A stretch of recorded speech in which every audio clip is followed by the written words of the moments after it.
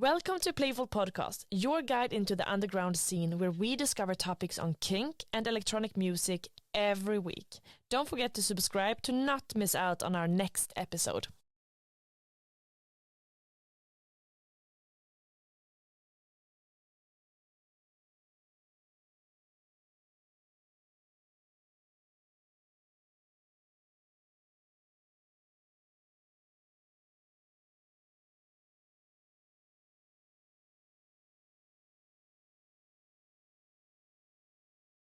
Lina, so welcome to Playful Podcast. Thank you. So excited to have you here. Yeah, Back more time. in Playful after years. Yes.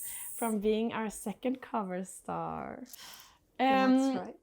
Yeah, that was like four years ago, I think, or even something like this. Was it 2019? Yeah, I or think something? like this, right? Yes, 2019. Oh, good.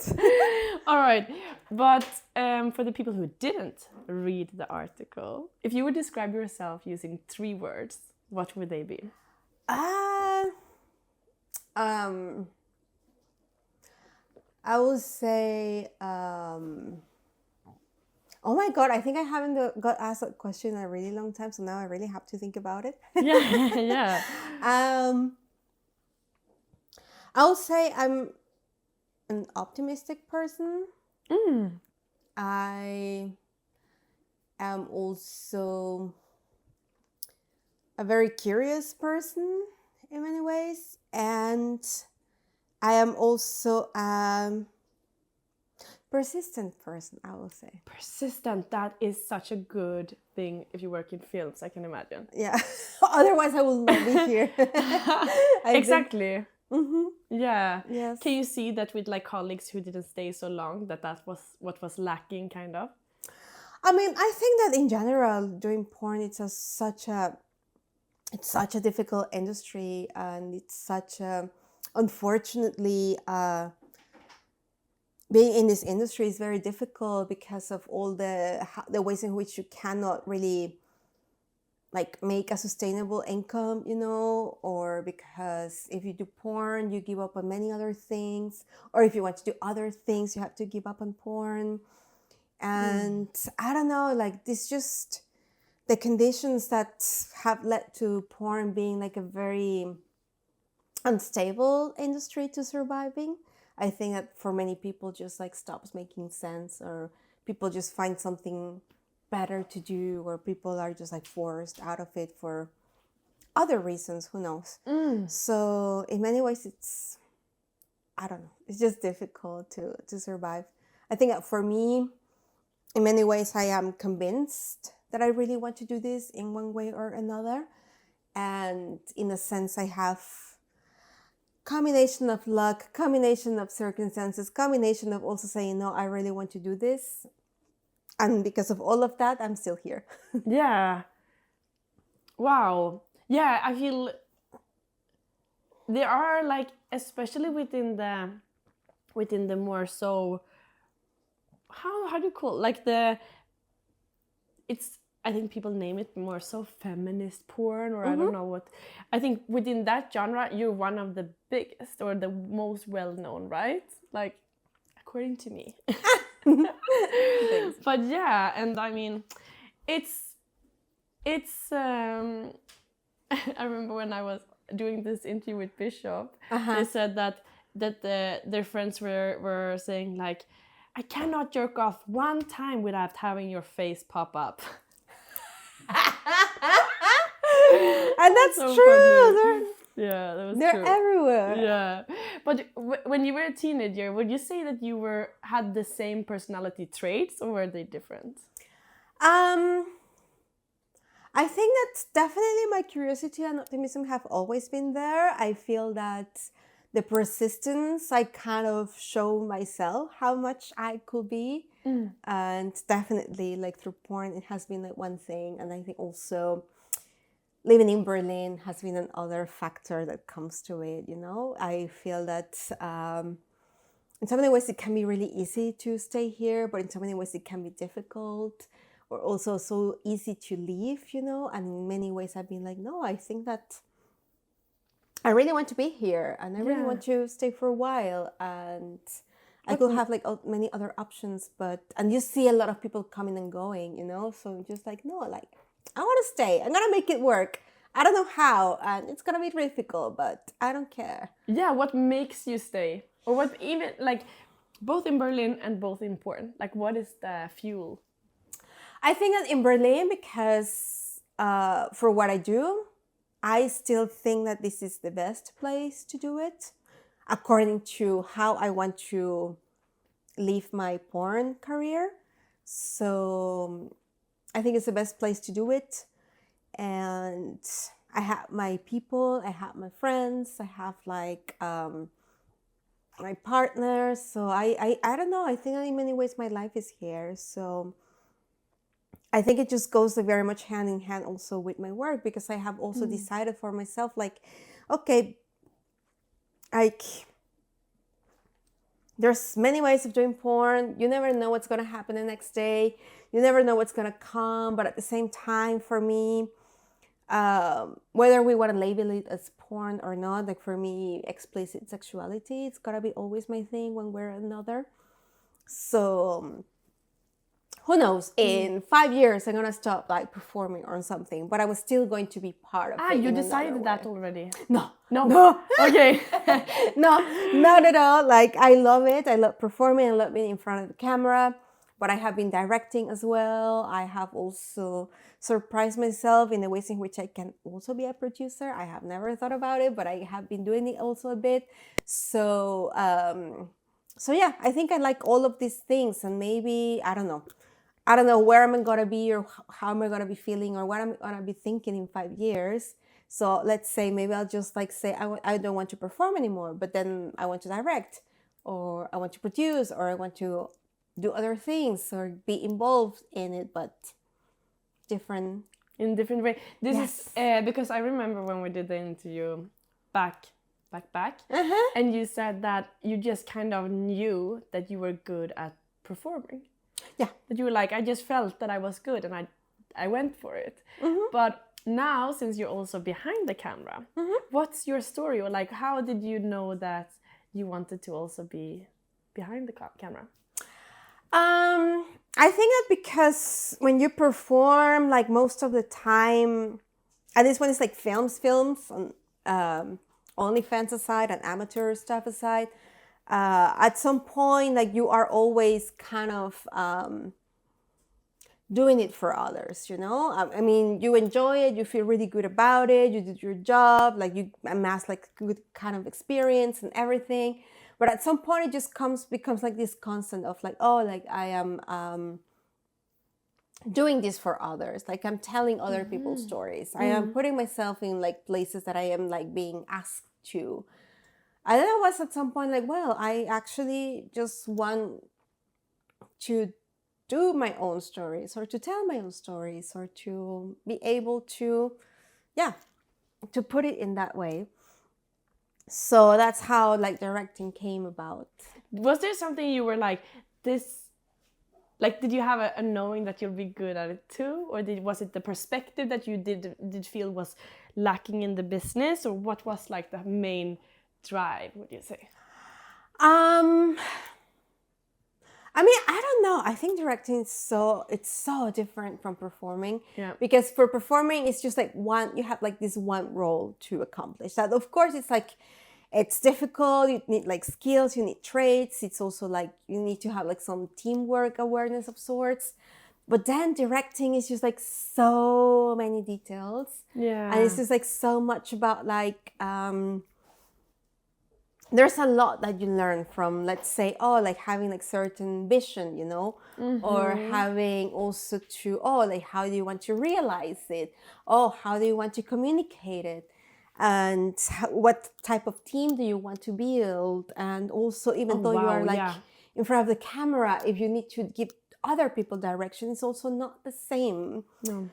One way or another. I feel that in so many ways, I really love it when people direct, when people who direct also perform, because it comes like also some other type of sensibility, as in like knowing like, you know what it feels to be in front of the camera, you know what kind of vulnerabilities come with it, you know, you kind of have a little bit more of a sense of how to better direct, especially when it comes to explicit sex, which is sometimes like super, there's a very, very big contrast when people that come from like conventional film who say, oh yeah, like, well, I'm a director, I can do porn, I can shoot porn, and then you just realize that the skills for explicit sex are different. Yeah. Like the sensitivity and also even the way of imagining sex. Sometimes like many people who can come with these beautiful films and so on, when it comes to telling stories about sex, they can be basic. So I don't know. It's just like something very unique to it. And it's like, be basic, or they can be the same thing you've seen a million times, which is basically basic. But yeah, it's true. You want some variety, or like, which is, speaking of, something that I feel you really got going with the vampire film. So you directed that. Yeah. It's, I wrote it and I directed. It's called... you wrote it too? Yeah, Silver V, it's a name. And yeah, I wanted to... I don't know, in this like directing journey, I also eventually like discovered that I really like horror. Like some kinds of like... And you didn't know it before? You didn't know you were into horror? I mean, I didn't know exactly how much, but when it had to be... I mean, of course I like horror, I like certain films and stuff, but like I will say that I'm not like decades long or all-time horror aficionado type of person. Of course, there's always films that I like, that I enjoy watching and stuff. But then when it came to the point of like imagining like what kind of films that I could do and so on, then like horror became like something very like recurrent type of inspiration. And also like when it comes with some kind of like female characters that someone has to do with, I don't know, with body horror, or with some kind of like a little bit of erotic thrillers, or a little bit of like, I don't know, kind of like deranged situations, if that makes sense. Yeah, the vibe in the I totally, So it was like, okay, I think I want to go there a little bit. And then when I was also hard. That feels like the most difficult to create that kind of like energy in a film. Yeah. I mean, it is difficult. I think it's also like... humor must be easier. Right? Or? I don't know. I mean, yes, I feel that it just comes with...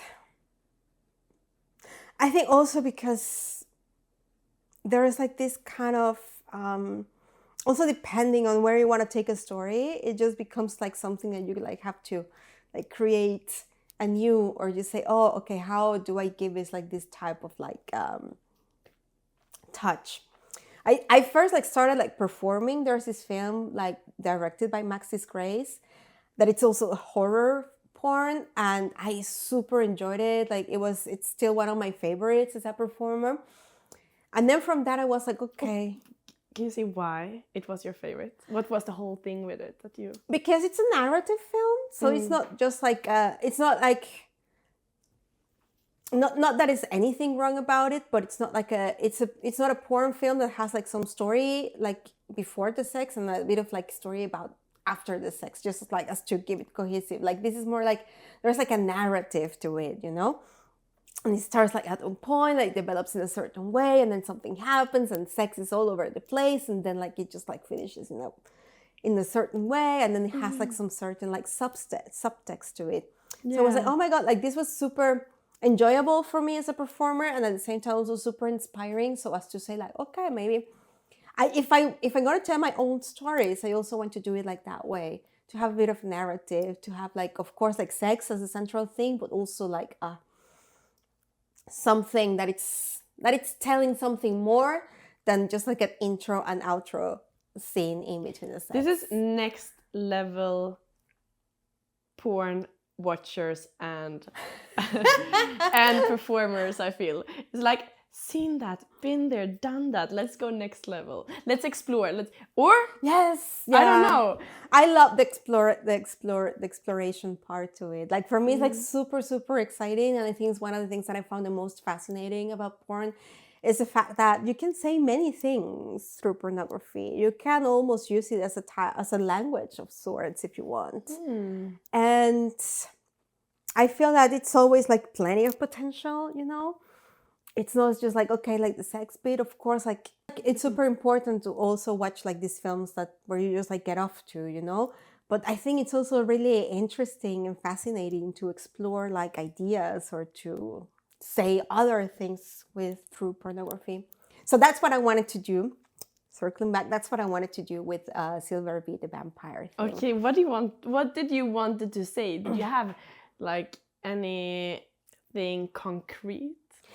Yeah, I mean, I have a few things in concrete. First of all, like this film, it's about vampires, but it's a criticism to censorship. Because in porn, you are not allowed at all to show any real blood or fake blood, or you could even get punished if you show any kind of like a liquid that could resemble blood. So menstrual blood, no. Absolutely no. But even because I'm just thinking about the reasons behind it from start is probably like violence, or like violence and sex that doesn't go together, like that maybe, or I don't know. But that's the thing. But then you watch Game of Thrones and and then what? True. You know? Yeah. Or then you watch all like these like warm, glorifying films, and then buckets of blood run free, and then you watch horror, and of course like someone is supposed to be murdered or tortured or something, and that's also, sometimes there's sex in it, sometimes there's not. I'm just thinking of this, was it Scream?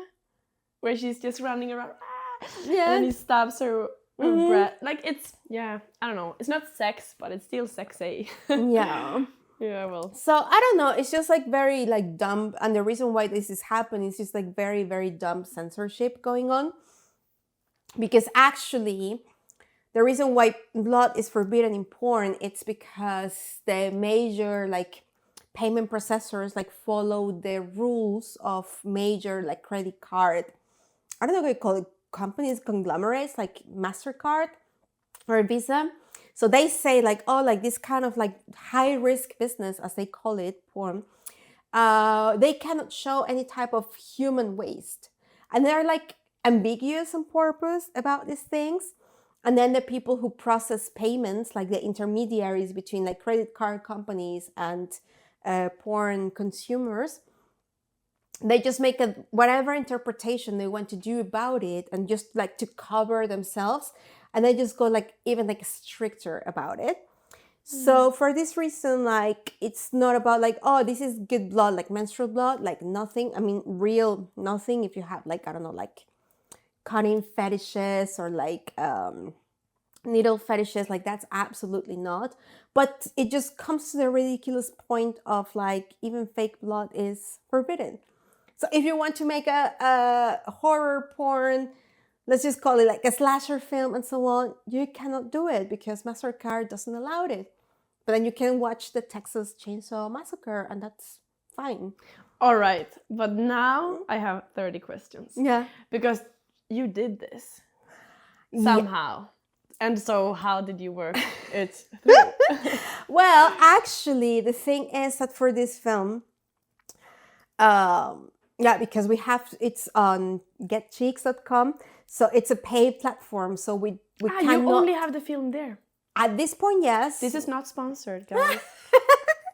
But there's going to be a festival version, just to get ahead of it. But for this to be able to happen, it's like, okay, I want to do a vampire story. It's ridiculous not to do a vampire story without fake blood. So in this story, like the blood, it's not red. The blood is silver color. I thought it was blue, silver, or it's only silver. Why did I think it was blue? Because the ambience and everything looks bluish, purple. Right. That's like the color palette that we went for. So in this story, they're like, okay, like let's just go about it this way. Like they just like go into sucking each other's like silver blood and so on. But this like the main characters, Seraphine Sky and Julie Vaya, they kind of like they're vampire lovers, and instead of like feeding from blood, they just like suck each other's blood because they get turned on by it. So it's like it's that's a lot hot. Yeah, that's what everyone who were obsessed with Twilight were thinking when they masturbated to it. Like right? like blood to get off so. and also to as a bonding type of thing. So for me, it was also very important, like that type of like community stuff. It's like, okay. And but somehow like in the story, they get like they're like surveilled or followed by something or someone. They cannot really see them or put their finger on it. And then like later on, like they realize who the intruder is, and then we just like see like some kind of like silhouette and some like weird lights, like red and yellow and stuff, and then just like the person manifests, and that's when they get their moment of revenge. And after that, it's like their revenge, and after that, which is like the version that it's gonna be on festivals, so that we don't get like punished by payment processors, there's gonna have like some red blood, like fake red blood, as a revenge type of thing. All right. Dairy. Yes. But what has been was there any tricky situations getting it released? Was there what? Well, at this point, like, I mean, with the film, we just made a point in the sense of like, okay, we need to do this to comply with rules, but at the same time, there's going to be like some touch of irony to it. And there's going to be like some kind of like, okay, this is what it is. This is what the industry like makes us, forbids us to do. And it's absolutely ridiculous. And eventually, like, there's going to be like some point of revenge. And just like to be able to maintain it, as I was saying, like there's like this version that is going to be on the platform, and then there's going to be another like festival cut. And in festivals, because we don't like depend on primary processors, then we can have the blood that we cannot have on the paywall. Interesting. Yeah. It's so complicated. That's like the whole reason to go to festivals suddenly. Yeah. Yeah, like definitely. Porn is more fun there, or only this thing, or probably a lot of other things too. I mean, needles, cutting. Like, yeah. Golden showers. You cannot. But no. What? No. What did I watch? Maybe someone was being cheeky or taking the risk, which can happen as well. But yeah. All right. Maybe it's more private clips. Oh yeah, also that. Mm-hmm. Interesting. What's that's so weird. Okay. Yeah, so that's how censorship works in pornography. We have now come to the part of the podcast where if you are or want to become a Patreon and listen to the extra material, you'll get material where Lina gives her absolute pro tips on how to stand out when it comes to marketing when working within the adult industry, and how to think when growing your social media following as well as your OnlyFans. You don't want to miss this. Go to patreon.com/playfulmagazine. So speaking of blood and all the censorships, what are some changes besides the blood that you would like to change? A lot of things. Can imagine.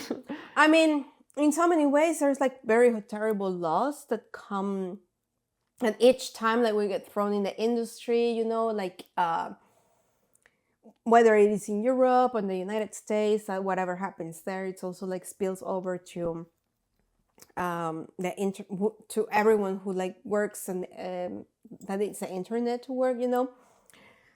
So definitely censorship is one of the very, very, very big problems, you know, because that affects like so many aspects of how we live, how we create, how we do our work, how we survive. How do you survive? Like, it's really, you mean the payment is bad, or do you mean that you are banned from getting other jobs, or altogether maybe? Everything. I feel that, I don't know, like if you do porn, like every now and then, for example, you like hear news about like this teacher got like fired from the school, or because suddenly someone found out that she's on OnlyFans. Like, what is your business if a teacher like does OnlyFans? As if like teacher jobs were like highly paid or anything like that. Like, what on earth? And even like, if they were, like...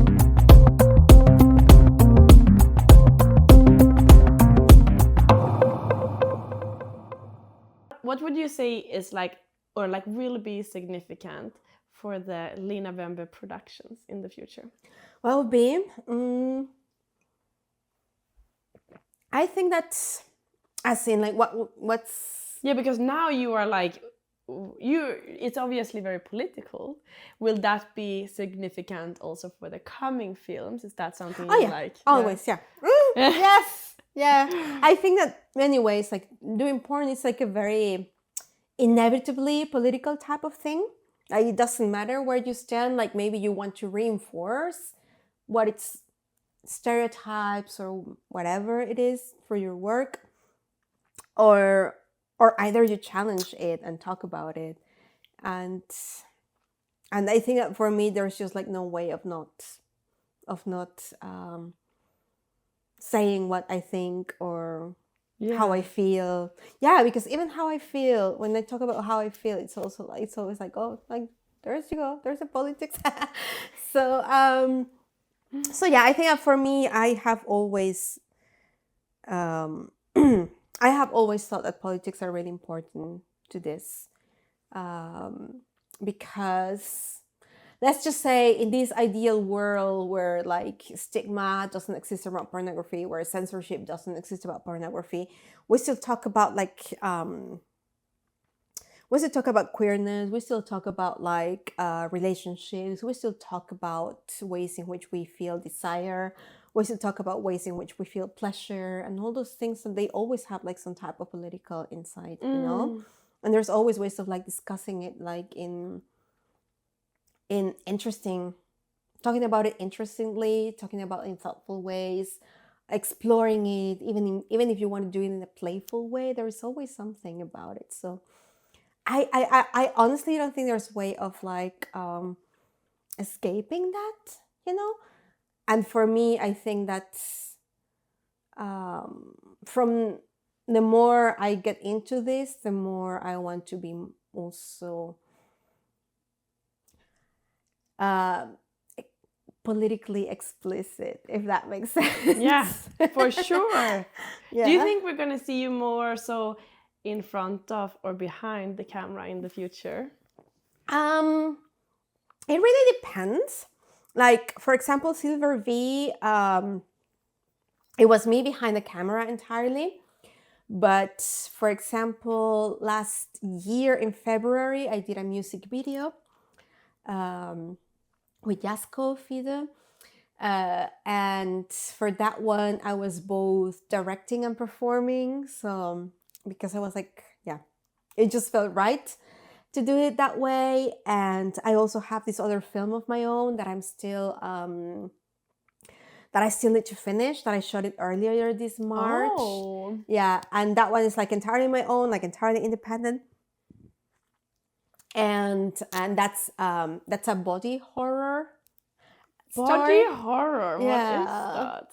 Yeah, I mean, I don't know, like typical body horror is like I don't know, you know, like these David Cronenberg films, you know, where something happens and then it's like everything like kind of like in your body or having to do with your body of sorts. And there's like there's like beautiful films that were done like in the early 2000s have to do with things like this, you know, and just like weird stuff and happening, I don't know, like people developing obsessions with transformations in their body, either like eating people or like, or I don't know. Oh my God, Lina, you're next level. I am so fucking excited for your future. Yeah. This is gonna be, we need this, I feel.